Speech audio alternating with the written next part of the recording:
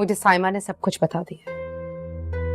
उमैर एक लड़का होकर भी उसे तुम्हारी इज्जत की कितनी फिक्र है, और एक तुम हो जो उस मुताहिर के पीछे इस घर की इज्जत को खाक में मिलाने चली हो। मुताहिर मेरा शौहर और वो घर मेरा ससुराल है। कोई ससुराल वसुराल नहीं है। ससुराल तब होता जो तुम बाइज्जत तौर पर ब्याह कर जाती हो उस घर में। ऐसी चोरी छुपे की शादियों की कोई हैसियत नहीं है, ना ही इनकी कोई इज्जत होती है। मेरा मानना काफी है। और उमैर जो इतनी परवाह कर रहा है ना, सिर्फ फातिमा के लिए ये सब कुछ वो कर रहा है। वो जिस लिए भी कर रहा है, लेकिन उमैर को इस घर की इज्जत की परवाह है, जो मुताहिर को हरगिज नहीं। मैं आपसे कोई बात नहीं करना चाहती, बिल्कुल भी बात नहीं करना चाहती। क्यों करोगी मुझसे बात? तुम जाकर करो उससे बात, जिसने सबकी इज्जत को खाक में मिलाया हुआ है।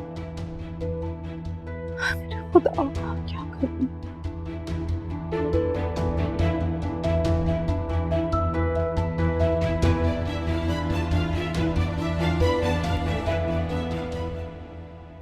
मंसूर, आपका बेटा बहुत गुस्से में है।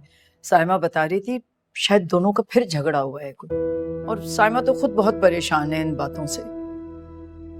यहाँ सब परेशान है नसरीन, और ये परेशानी साइमा के अपने बेटे की वजह से। मंसूर, मैं आपसे कितनी मर्तबा कह चुकी हूँ कि ऐसे कब तक चलेगा। आप इस मसले को हल करें। मुझे तो डर है कहीं दोनों में कोई बड़ा झगड़ा ना हो जाए, कि दोनों कहीं एक दूसरे को नुकसान ना पहुंचाएं। आखिर पछताना तो हम ही को पड़ेगा ना, अपने घर के ही बच्चे हैं दोनों। सोच लिया मैंने कि अब मुझे क्या करना है। मुताहिर को बुलाकर उससे बात करता हूं। अरे बात करने से क्या होगा? आपको कोई फैसला करना पड़ेगा इस घर के लिए, सब लोगों की बेहतरी के लिए। वक्त आ गया है कि अब मुझे फैसला लेना ही पड़ेगा। तो आप क्या फैसला करेंगे? मेरा मतलब है एक बार। नसरीन, मैं जो भी कदम उठाऊंगा बहुत सोच समझ कर उठाऊंगा, और मेरे फैसले पर किसी को एतराज नहीं होगा।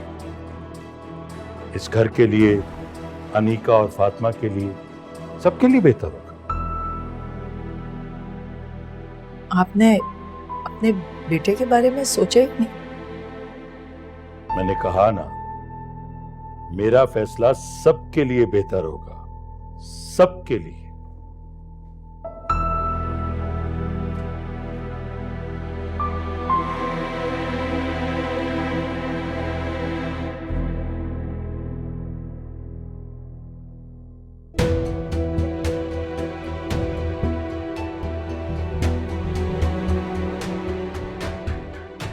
ये तो होना ही था, इसीलिए मैं अनीका के यहाँ आने के सख्त खिलाफ थी।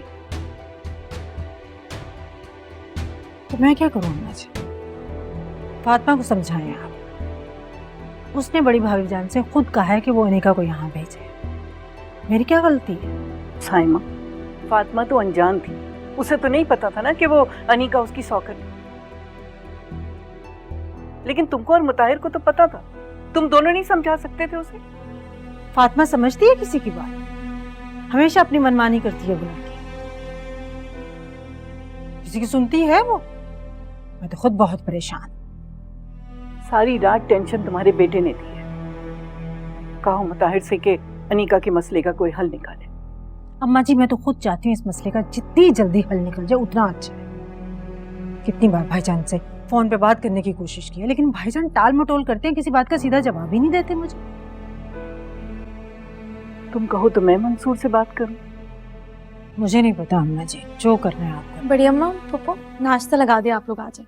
और मैं अनीका के कमरे में गई थी, अनीका नहीं है, कहाँ पर है?